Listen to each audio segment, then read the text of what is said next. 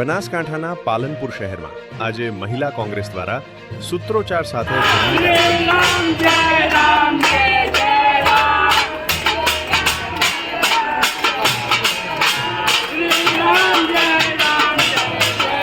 જિલ્લા અને તાલુકા પંચાયતની આગામી ચૂંટણીને ધ્યાનમાં રાખી આ કાર્યક્રમ યોજાયો હતો તેમજ વધતી મોંઘવારીના મુદ્દે કલેક્ટરને આવેદનપત્ર પણ આપવામાં આવ્યું હતું પરંતુ કાર્યક્રમ દરમિયાન એક રસપ્રદ સ્થિતિ પણ સામે આવી। કાર્યક્રમમાં માત્ર પાલનપુર નગરપાલિકાની 2 મહિલા કોર્પોરેટર જ હાજર રહી હતી જ્યારે કોંગ્રેસની અન્ય મહિલા આગેવાનો અને મુખ્ય નેતાઓ ગેરહાજર રહેતા અનેક ચર્ચાઓને વેગ મળ્યો છે।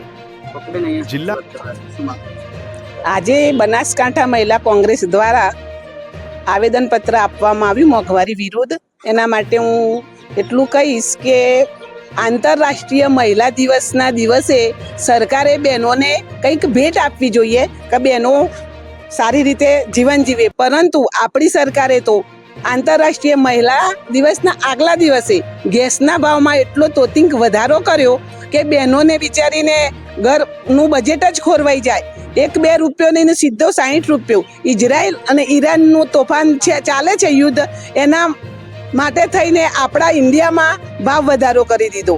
બીજું કે અત્યારે ગેસના ભાવ, પેટ્રોલના ભાવ, ડીઝલના ભાવ, ગૃહિણીઓના શાકભાજીના ભાવ, રાશનના ભાવ દિન પ્રતિદિન કૂદકે ને ભૂસકે વધી રહ્યા છે। બહેનોને રોજગારીમાં 250 રૂપિયા મળે અને ભાવ એટલો બધો છે કે બહેનોને દિવસનું ઘર ચલાવવા માટે જે રોજનું રોજ લાવીને ખાય છે તેમને 500 થી 700 રૂપિયાની જરૂર પડે તો બેન કેવી રીતના ઘર ચલાવે? એ મોટી મહામુસીબત છે અને બહેનો એટલી બધી આંતરિક મુશ્કેલીમાં છે કે નથી કોઈને કહી શકતી, નથી ઘર ચલાવી શકતી। એટલે મારું સરકારશ્રીને, જે આ ડબલ એન્જિનની સરકાર, બેરા અને આંધળી સરકારને મારે એવું કહેવું છે કે તમારી આંખો ઉગાડો અને તમારા કાન ખુલ્લા રાખી અને આ બહેનોની વેદના સાંભળો।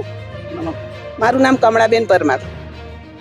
આજે બનાસકાંઠા જિલ્લા મહિલા કોંગ્રેસ સમિતિ દ્વારા મોટી સંખ્યામાં બહેનો દ્વારા કલેક્ટર સાહેબશ્રીને આવેદનપત્ર આપવા માટે આવ્યા હતા કે અત્યારે પૂરા દેશની અંદર દિન ભર દિન કૂદકે ને ભૂસકે જે ખાદ્ય ચીજ વસ્તુઓના, રોજિંદી ચીજ વસ્તુઓના ભાવ વધી રહ્યા છે અને હમણાં ટૂંક સમયની અંદર જ ગેસના બાટલાની અંદર સીધા 60 રૂપિયાનો વધારો કરી અને અમારી આ તમામ મહિલાઓને જે જીવવું મુશ્કેલ કરી નાખ્યું છે, રસોડાનું બજેટ ખોરવી નાખ્યું છે, ત્યારે સરકારશ્રીને મેં કહેવા માંગ્યા છે આ તમારી કઈ નીતિ છે?